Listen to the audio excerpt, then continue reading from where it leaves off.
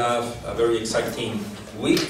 This is one of the biggest mining events in the world. You have passed through the exhibition, so that can tell you that so many activities here. Your badges will allow you to go anywhere, go into any of the rooms in the afternoon if you wish to follow some of the conferences. And to start with, I would like to introduce my successor as head of the mining engineering section at the Catholic University of Peru, Doctora Silvia Rosas, to give a few words of welcome. Silvia, please. Thank you and welcome. We are really glad to meet you here on behalf of the Pontificia Universidad Católica del Perú. We welcome you and we wish you pleasant days here during this meeting, during the whole convention, and also in Peru. I heard you are visiting different places in Peru, Cusco and so on. I hope you enjoy it, I'm sure about it. Have nice days here, and then I give the word to Mario, which is in charge of this very interesting meeting. Thank you. Thank you, Silvia. And remember to fill your application for the society. Okay, would you like to say some words, Mike, in the meantime? Yes, I can say a joke. But I also... That we listened a lot last time. No, sorry. I also wanted to extend my welcome to this meeting. We appreciate a lot of you have come very far to attend our 22nd annual. This also has been a meeting that has been a bit difficult for many because there are at least 2 other meetings occurring the same week, including the World Mining Congress that a lot of us are also involved there as well in Turkey. So there was a lot of competition here for meetings and attendance in these last few days. We will, as we go along, remind you a few things about the program, but if you have a program handy, a couple of little changes that are not reflected on the printed program, but you had them on the one that I sent. I think the missing piece of information the first day is that Bruce Hebel-White will be the chair of the discussion which is going to follow. Somehow we missed that. At the same time, Ingo Valma is the chair of the session tomorrow, which is the morning chair, and that is missed on the program. And the other omission that I wanted to mention, Mario, is that we do have, because Marion Val, Dr. Val, her schedule was a little bit difficult, and she's on the research session.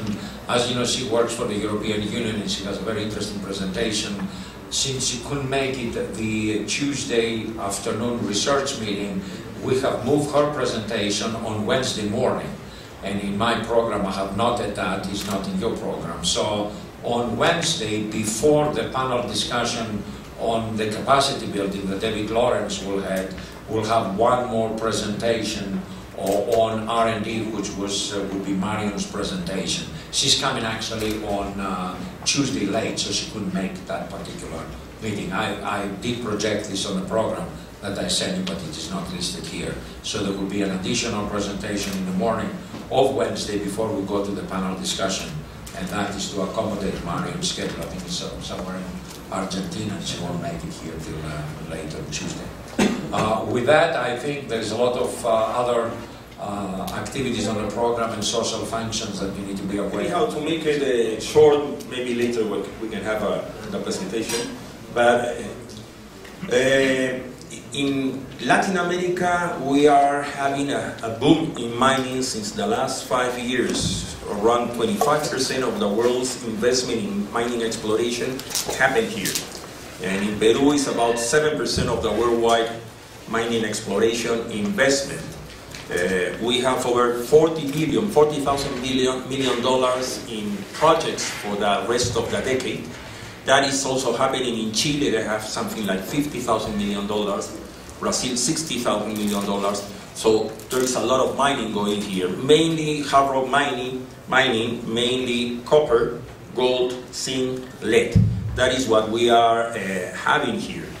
You have heard me before about mining engineering schools in Latin America. We have over 50 of them. In Peru it's around 21, actually not 22, I mentioned to Tim, but it's 21. There's one planning to open next year, but it's 21 mining schools. So even if in other Latin American countries we are facing problems with a lack of human resources, we in Peru, at least at the mining engineering level, we have. The problem is to train technicians, to train workers, because this $40,000 million investment means 200,000 people, 200,000 new jobs directly into mining. And for each job directly into mining, we have 4 in services and in other areas. So that means almost 1 million new employments. We had a change in government in July. We have now what they call a nationalist government, but the economical policies of the country have not changed. The only introduction has been a windfall tax that has been agreed with the mining industry. It's quite reasonable. The country is not going to lose competitiveness. And the other, and that is the big problem we have, is the conflicts with the communities. And the parliament has just passed a law on the 169 agreement at the International Labour Organization, which says that indigenous peoples have to be consulted for everything that affects them, and that means that every mining project has to have the social license of the communities.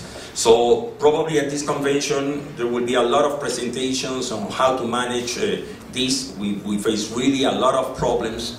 In May there were some turmoil in the Puno region that's in the border with Bolivia, and at the end mining has been forbidden in that province. We don't want that to happen in the rest of the country. So saying that, and since we have a very busy morning, then I pass everything to you, Mike. Okay, and basically what that will lead us into the first organized session that we have, which is the panel discussion. And what we will do, Bruce, the 3 of us will get out of here, so you can get your panelists up. And I know I'll see Antonio here that he joined the group. So what we'll do is we'll make a quiet exit from here, and then you can come, and Kevin is here, and John Murphy is somewhere up there, and I will move out. You might need a chair. We need a couple of chairs. Right.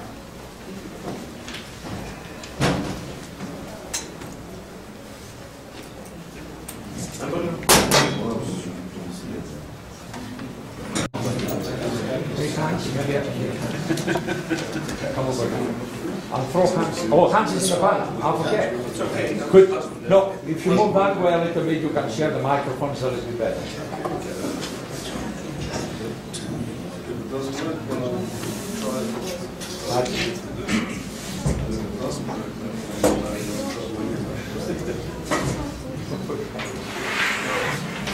Well, good morning everybody. My name is Bruce Hebblewhite, as Mike has mentioned, and I'm the chair for this first session on the profile and expectations for international mining engineering graduates.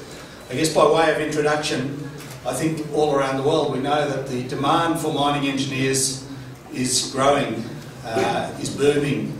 The mining industry is booming, and yet some of the issues that the mining industry is facing continue to raise questions as to how we respond to that demand, but also what attributes do these mining engineers of the future need to have. So what we want to do in this panel is to discuss the issues of not only demand, but more importantly, just what is the profile of a mining engineer in the future, so that we as educators can address that. We're very fortunate. We have 5 key panellists here who are going to each give a brief presentation before we then turn it into a general discussion.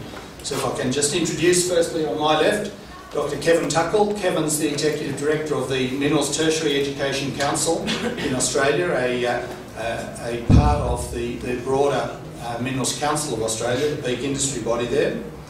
At far end, I think most of us all know Hans de Ruyter from TU Delft. but also very much the leader, the inspiration, and for many years the key player for the European FEMP program. Mario, we know well from here in Peru, and then John beside me, John Murphy, is the president of SME, down from the US to join us, and we're very grateful that you've come along today. And then Dr. Antonio Samaniego from the Peruvian Institute of Mining Engineers. So we have a mixture of industry, education and professional bodies represented here to look at this whole issue of demand, of supply, but also of attributes and profile of what is the need for engineers in the future. So, as I say, we'll ask each of our speakers to give us a brief few words or presentation, and then we'll have all of our speakers do that, then we'll turn it over to a general discussion. So without any further ado, if I can ask Kevin, first speaker, to say a few words. Thanks, Bruce, and it really is a pleasure to be here. The first thing I perhaps need to put in context for you is that Australia, over 12 years ago, recognised the potential problem in terms of the supply of mining graduates for the industry, and it was a result of a amount of work that was done in the country. They set up this organisation called the Minerals Tertiary Education Council, of which I'm the Executive Director. The purpose of the Minerals Tertiary Education Council is to build capacity within the university system to produce the number of graduates that industry needs with the range of capabilities that industry requires. We've been working for, as I said, now for 12 years and have got extremely good working relationship with 11 universities in Australia across the 3 disciplines: mining engineering, geology or earth science, or geoscience as we now call it, and metallurgy. The major problems in Australia currently have changed from what they were 12 years ago. The situation now is that Australia is unable to produce anywhere near the number of mining engineers or exploration or mining geoscientists that are required by industry. We're producing about 200 mining engineers a year and about 200 4-year trained earth scientists or geoscientists a year.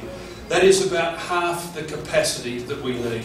We need something like 1,700 new mining engineers by 2015, and we just can't produce them.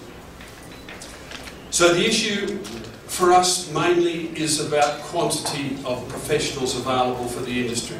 Industry as yet has not told us that there is an issue in quality or in terms of the capacity, in terms of the skills that those graduates would have when they enter the workforce. That is not the issue. The issue now is one very strongly in earth science, particularly in mining engineering, about the number of graduates.